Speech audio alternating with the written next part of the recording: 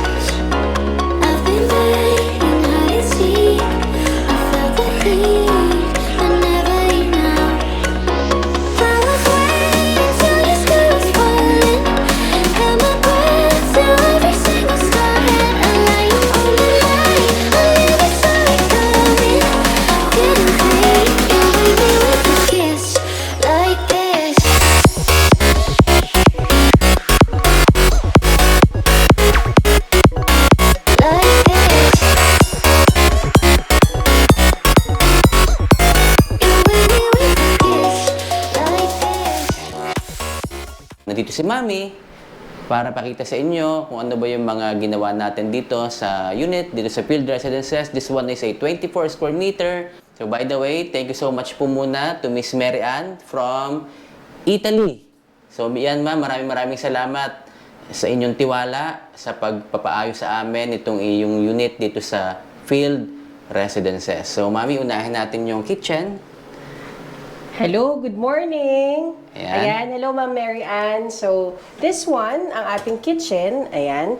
So, eto naman is, niretain natin yung mga cabinets niya. So, before, kung makikita niyo yung picture niya, talagang napakadumi and medyo napabayaan yung unit since nga nakuha nila to as repossessed unit. So, hindi na naalagaan yung unit natin. Walang tumao dito. But still, yung mga cabinets niya, okay pa. So, inalis natin, pinalitan natin yung mga hinges niya.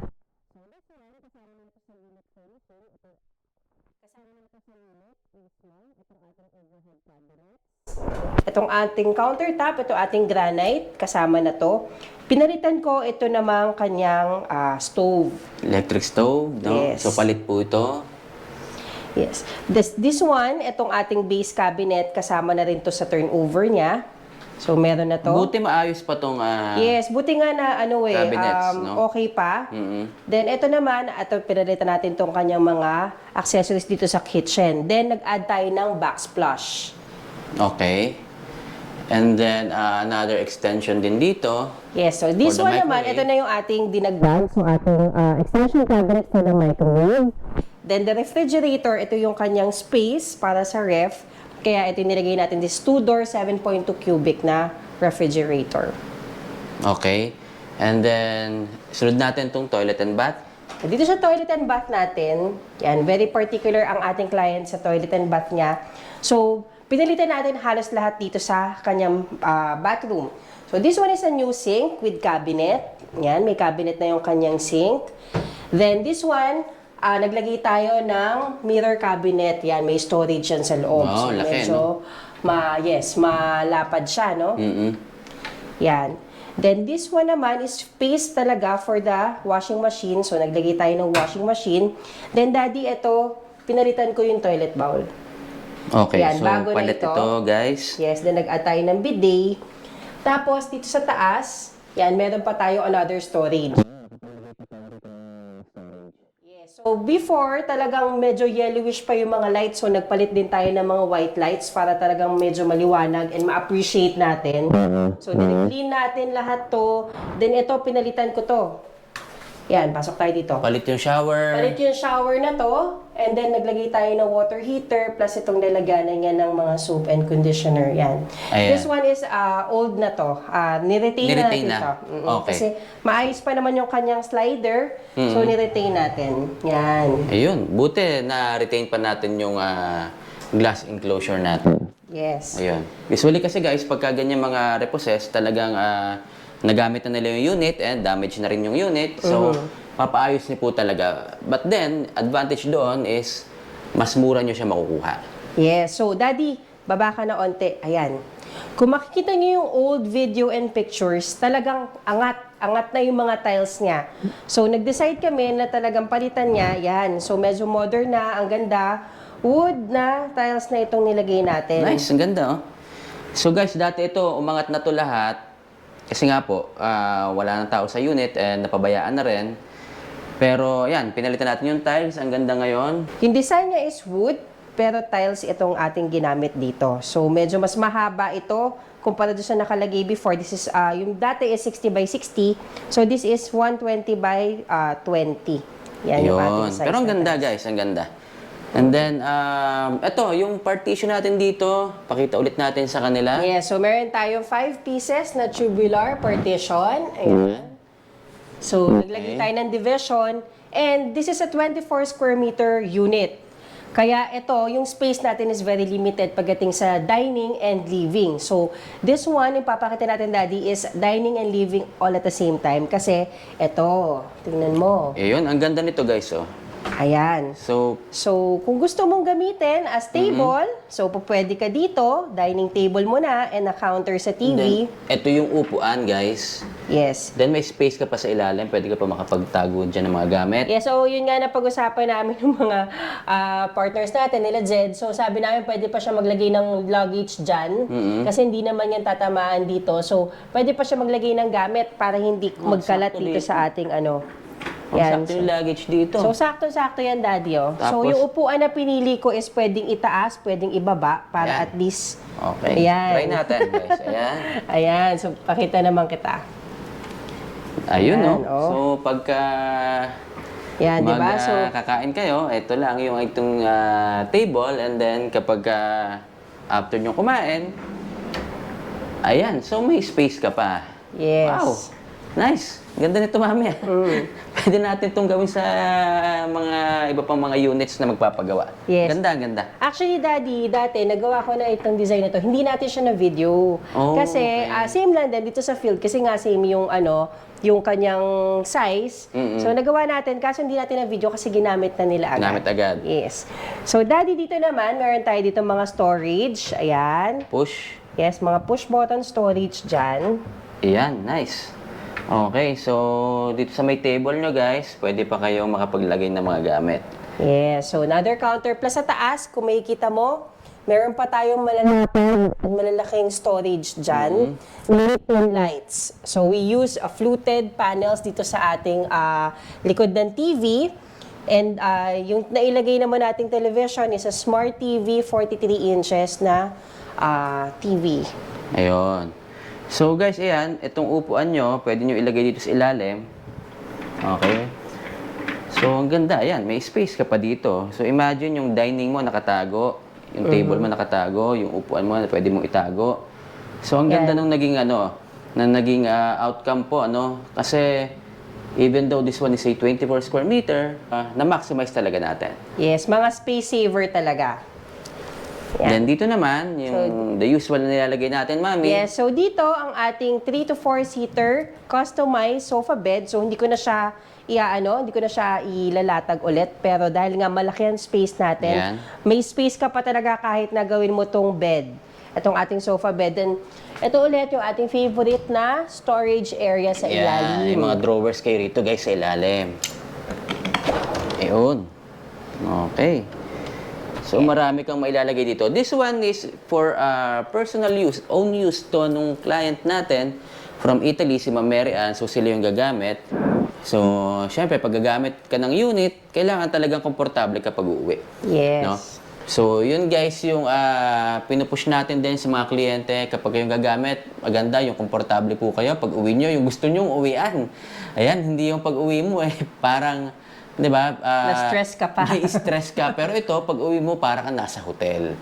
No? So, pakita naman natin, Mami, yung ating bedroom. Ayan. So, Wow. the bedroom, Okay, itong buong unit, Daddy, is nirepaint natin. So para at least, kasi nga, dahil nga sa yung panahon na walang tao, talagang medyo yung pintura natin is hindi na rin okay. So nirepaint natin lahat. And kung makikita mo, here, before, meron siyang sliding door. Pero luma na rin and medyo sira na. Kaya pinalitan natin siya. Yan. So sa gitna yung hati nito. Ganda. Yan. Nice. So meron tayong French type na sliding door. So, Nice. nagtira lang ako ng onte dito sa mga sides niya as base. Then, nag-ano ako ng grand na middle na bukasan. Yan. So, nasa Okay, middle then pwede siya. mong i-lock dito yung pintuan. Yan. Yes. So, Meron kang pwede key siya dito. i-lock and pwede siyang buksan. Yan. So, this one is yung bedroom natin. So, I use 54 by 75 double bed. So, this is a Okay. double bed. Ngayon, kinostomize natin itong bed and nag-customize din ako ng headboard. And then, itong ating aircon is bago na. So, bumili Okay. tayo ng bagong aircon. Before, butas lang yan. And kung makikita mo, Daddy, dito kasi sa field, meron siyang parang, meron siya parang pwede kang drying area. Pero, ano lang siya, another storage lang din ng mga, siguro mga broom, mga maps na pwede mo ilagay. So, meron siya Okay. dyan. So, hindi natin yung ginalaw. And then, this cabinet naman, existing na to. Retain lang natin. Yes, nakita ko kasi na okay pa siya, gawa pa siya, Oo and nga. matibay, mabigat. So, ito yung mga freebies before ni SM. No? So, okay pa naman. Yan. Doon sa So, mga naunang unit guys ng SMDC dito sa field, may mga kasama na kasing ganito. Yes. So, ayan, total okay naman. So, we just retain this one. So, para hindi na kayo masyadong gumastos na rin. And then, pinaganda natin itong mga cabinets dito sa taas. Ayan. Yan, meron tayong overhead cabinet and a vanity area. So, nagkasya na magkaroon tayo ng vanity area and another storage dito. Yan, may table tayo ulit. So, kung gustong mag-work, may working station, vanity area. Ayan, so meron din tayong chair dyan. Nice. So, ito, Mami, ang ganda rin ito, no? Yung ginawa mo dito, ayan. Tuloy, ito yung palagi nating ginagawa kasi marami po kayong pwedeng mailagay. Mama-maximize nyo talaga yung space. Imagine for a 24 square meter unit, so marami kayong Yan, pwedeng... no? So, makikita nyo, maluwag siya. Yeah, Okay? luwag. Oh. Maluwag. So, po pwedeng talaga maglagay ng yung mga extra beddings or kung ano pa yung gusto nyo ilagay. So, medyo maluwag yan. Yan. So, eto, since niretain natin tong cabinet, may space pa tayo sa gilid. So, naglagay tayo ng shelves. Ayan, standing shelves. So, ang ganda kasi pwede yan lagay ng mga bags or pwede siyang lagay ng mga Tama, books. no? So, ang ganda niyang lagyan ng design, di ba? So, Grabe, maximize talaga guys. So, yan ang kagandahan po kapag tayo yung gumagawa. Hindi lang talaga puro, alam niyo yun, mga designs and everything. So, kailangan functional pa rin yung mga ilalagay nyo rito. Kasi syempre, minsan mapupuno lang ng mga designs and then hindi nyo naman magagamit. So, sayang, no? So, kami, ang mas pinipili po namin yung functionality ng mga bawat sulok. Ayan. So, yun yung advantage natin dito sa ating kay Mami kapag nagpagawa kayo sa atin. So, marami kayong mailalagay na mga gamit nyo, especially if you're based abroad. So, ayan.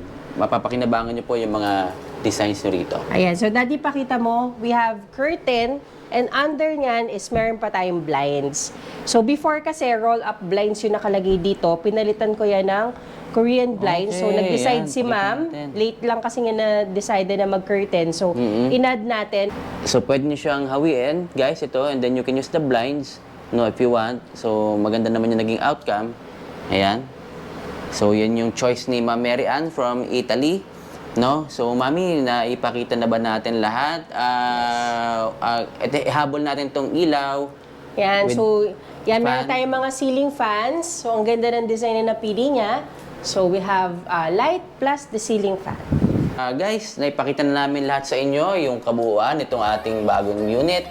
Ito sa Field Residences, 24 square meter unit, 1 bedroom. Grabe, na-maximize talaga yung area na to. So ayan guys, yun yung isa sa mga advantages ng repossessed unit. Minsan, mas mura nyo makukuha no, compare sa ating current market value with the SMDC. So if you want to inquire, no, so let me know yung mga properties natin dito sa Pilipinas na minamarket, mapa-house and lot man yan, condominium, and townhouses. So, inquire lang po kayo. Nandiyan yung aking number and email address. O, Mami? Yan. So, thank you again, Miss Mary Ann and kay Sir. Salamat po and welcome home kasi nandito na sila sa Wow. Pilipinas. So, Welcome mamaya back. makikita na nila tong unit na to. And of course, thank you again, Jed Empano Brothers, Bojo, Rainier, Tonton, Jomar, and Lester. Yan. So, salamat kasi nabuo natin na maganda at maayos, maaliwalas tong unit na to. And of course, ang ating angels na si Kim and si LJ. Thank you so much sa ating paglinis at pagpapaganda, pagpapabango nitong unit na to. Thank you so much. Ayan guys, sobrang salamat po sa inyo mula sa kaibuturan ng aming puso. Maraming salamat. At patuloy tayong nagtutulungan, tinutulungan nyo kami para matulungan din natin yung ating mga unit owners dito sa Pilipinas. Again, please subscribe to this channel at palagi nyo pong tuparin ang inyong mga pangarap.